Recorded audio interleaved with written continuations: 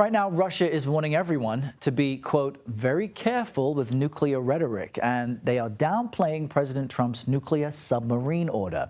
You see, on Friday, Mr. Trump said he ordered 2 nuclear submarines to be positioned in what he called the appropriate regions in response to recent threats by Russian officials.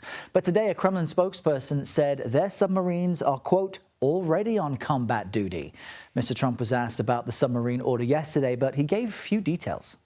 I've already put out a statement, and the answer is they are in the region, yeah, where they have to be.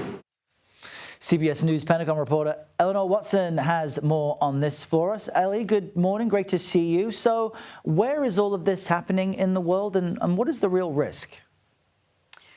Well, Errol, right now we know very little about where these submarines are located, and that's because the military doesn't often share the location and because President Trump's post on Friday was so vague. He did not distinguish between nuclear-armed submarines and nuclear-powered submarines. If he's talking about nuclear-armed submarines, there are a few of those at any given time on patrol, but the range of the missiles they carry is so great that those submarines could be in the Atlantic, the Pacific, or the Indian Ocean and still pose a threat to Russia. If he's talking about nuclear-powered submarines armed with conventional cruise missiles, there are 2 of those generally in the Atlantic, 2 in the Pacific, and the range of those missiles is about 1,500 miles. So when the president says he's sending submarines to the appropriate regions, it's worth remembering that those regions don't have to be right up next to Russia to pose a threat to Russia. Yeah, that's a very, very good point. And we should also remind our viewers that we have this Friday deadline for Moscow to end the war in Ukraine from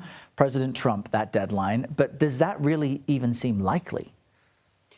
I viewed the post, in my opinion, on Friday from the president as a sign of his increasing frustration with Russia, that throughout the summer, as he's been calling for the war to wind down, Russia has instead been escalating its attacks against Ukrainian cities with drones and missile strikes night after night. His deadline now on Friday for Russia to accept a ceasefire or potentially suffer economic consequences such as secondary sanctions may have played into this post. But even in the face of that looming deadline, Russia has continued to intensify its summer offensive. It's great context you're providing, Ellie. And, you know, no U.S. sub has ever fired a nuclear weapon. A lot of experts do not see this as likely. So should we interpret the president's Friday threat as the U.S. in a way running out of ways to pressure Russia?